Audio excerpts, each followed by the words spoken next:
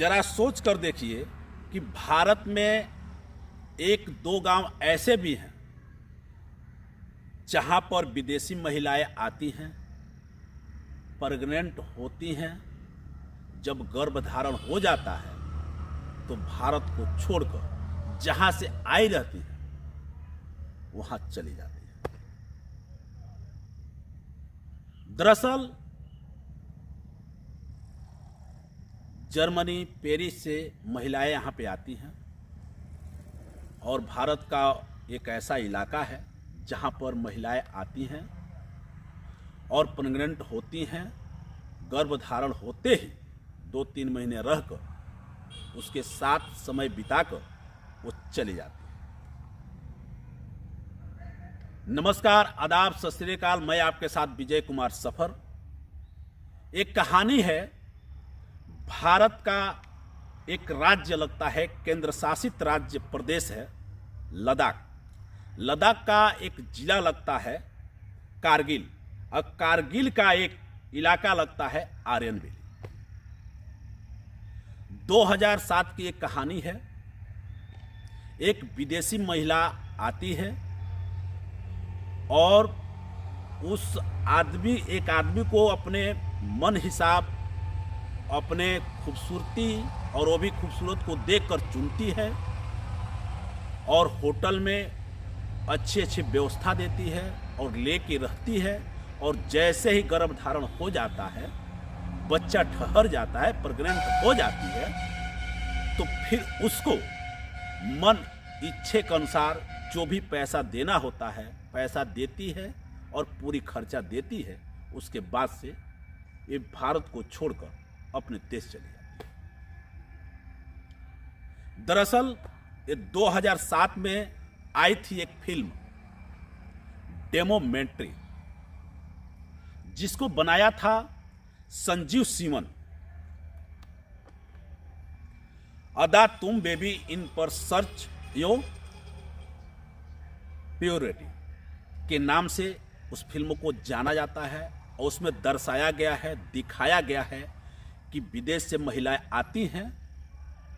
एक भारत का ऐसा गांव है, ऐसा शहर है जहां पर महिला प्रेग्नेंट होती हैं, एक आदमी को अपने मनपसंद और खूबसूरत से चुनती हैं और लेकर होटलों में रहती हैं, और रहने के बाद से जब प्रेग्नेंट हो जाती हैं, गर्भधारण हो जाता है, तो फिर उसके वादे के अनुसार जो भी पैसे की रकम होती है, परिवार के बच्चे के देखभाल की जो रकम होती है, वो देकर और अपने वतन चली जाती है। कारगिल में एक गांव है दार्चिक। दार्चिक से 70 किलोमीटर दूर पर एक बसा है दारकुन आह गानू। ये 4-5 गांव हैं जो बसा है। वहाँ 2000 लोगों की बस्ती है और जो भी वहाँ लोग हैं जनजाति से, आदिवासी से बिलोंग करते हैं। वह बौद्ध धर्म को भी बहुत बढ़िया से मानते हैं। 4-5 गांव, ये जो दार्जिलिंग है, दाहकुन है, आ है, गानू है, मिलाकर उसका एक इलाका बनता है आर्यन वैली। आर्यन वैली में 2007 में जब डायरेक्टर इसको पड़ताल करने के लिए जब आर्यन वैली यानी लद्दाख में जब पहुंचते हैं, तो गांव में जिस कस्बे में घुसते हैं, जैसे गारकुन हुआ, आ हुआ, गानू हुआ, दार्जिलिंग हुआ, जब घुसते हैं तो इस पता लगाने के पहुंचते हैं तो उसी घर में पहुंच जाते हैं जिस घर में जिसका पति के साथ में महिला वो होटल में ठहरी हो। महिला सारी बातें बताती है, कहती है ऐसी ऐसी बात है, महिला विदेश से आई हुई है, उनके साथ हमारे पति हैं, बच्चों को खिलौना, काफ़ी सारी व्यवस्थाएं देकर उनके पति को होटल में लेकर चली गई होती है। महिला वो होटल का पता बताती है और वो वहाँ से संजीव सिमन वहाँ से निकल जाते हैं, उस होटल तक पहुँच जाते हैं। जब होटल में पहुँचते हैं, उन दोनों जोड़ों को खोजते हैं। खोजने के बाद से ये पूरी बातें अब पूछते हैं तो कहते हैं सर हम बताएंगे, मगर कहीं वायरल और कहीं बताएंगे नहीं तो हम बताएंगे। महिला भी खुश हो जाती है, कोई बात नहीं, आप ले सकते हैं, स्टेटमेंट मैं दे सकती हूँ, मगर इसको कहीं जाहिर आपको नहीं करना है। खुशी खुशी बता देते हैं।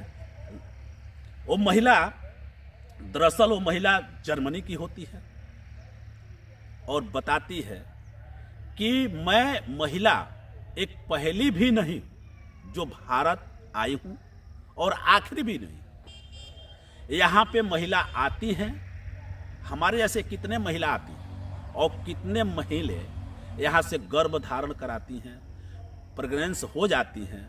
बच्चा जब रुक जाता है तो ऐसे ही 2-3 महीने किसी पुरुष को चुनती है आकर और रहती है होटलों में, सारी खर्चा सारी व्यवस्थाएं देती हैं। उसके बाद से जब प्रेग्नेंट हो जाती हैं तो उसके बाद से यहाँ से वो अपने जहाँ से आई रहती है वो चली जाती है। महिला से जब वो संजीव सिवन पूछते हैं कहाँ कहाँ से महिला आती हैं, तो जैसे जर्मनी हुआ, पेरिस हुआ, ऐसे ऐसे इलाकों से, कई शहरों से, कई विदेशों से महिलाएं आती हैं और आके रहती हैं और उसके बाद से जब गर्भधारण हो जाता है वो चली जाती है।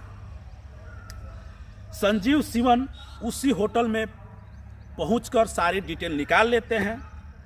जब भारत में पता चलता है और जब पूछा जाता है, जब संजीव सिवन पूछते हैं कि आखिर यहाँ की हैसियत क्या है कि आप विदेश से यहाँ पर आई हैं गर्भ को धारण कराने के लिए, प्रेग्नेंस होने के लिए, और फिर यहाँ से लेकर चली जाएंगी, इसका हैसियत क्या है, तो उस महिला ने बताती है और आदमी भी बताता है कि दरअसल जब भारत में सिकंदर महान आक्रमण किया था भारत को जीतने के लिए, फिलहाल वो जीत नहीं पाया था, जीतने के लिए जब आक्रमण किया था उस समय जो सैनिक रहते हैं वो सैनिक लद्दाख में ही रह गए थे और काफ़ी वो लोग खूबसूरत होते हैं।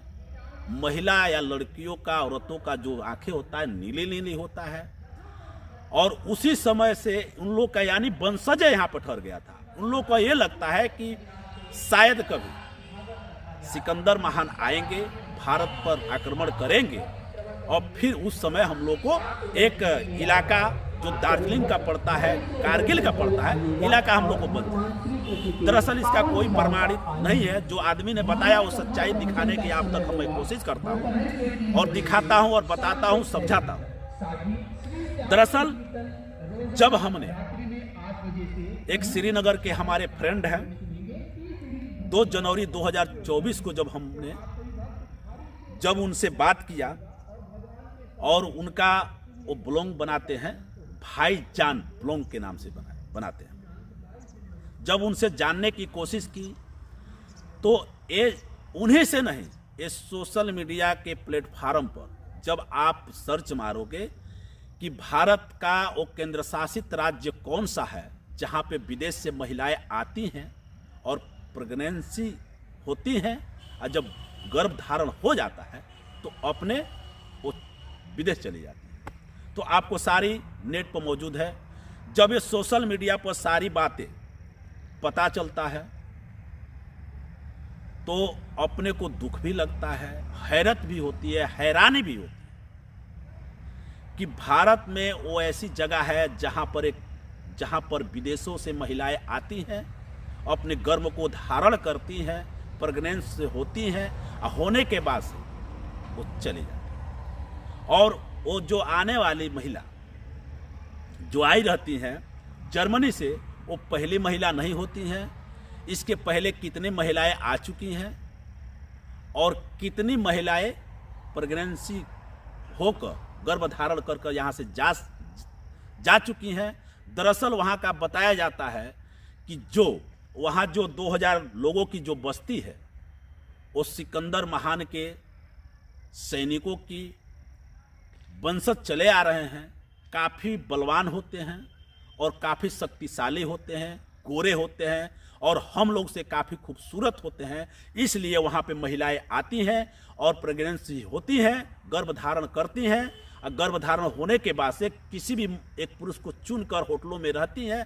जब ये सारी उनकी मनोकामना पूरा हो जाता है, उनकी सारी मुरादें पूरी हो जाती है, तो फिर जिस हिसाब से उनको पैसा या कोई भी सारी उनको व्यवस्थाएं मुहैया करा देती हैं और कराती भी हैं और करा के चली जाती हैं। एक कहानी सुनाकर आपको परेशान करना नहीं है, आपको दिल को दुखाना नहीं है, आपको हैरत करना नहीं है, आपको आगाह करना है कि भारत में एक ऐसी भी जगह है जहां पर विदेश से महिला आती है, प्रेग्नेंसी होती है, गर्भधारण होते ही 2-3 महीने रह के वो चली जाती हैं। जय हिंद, जय भारत।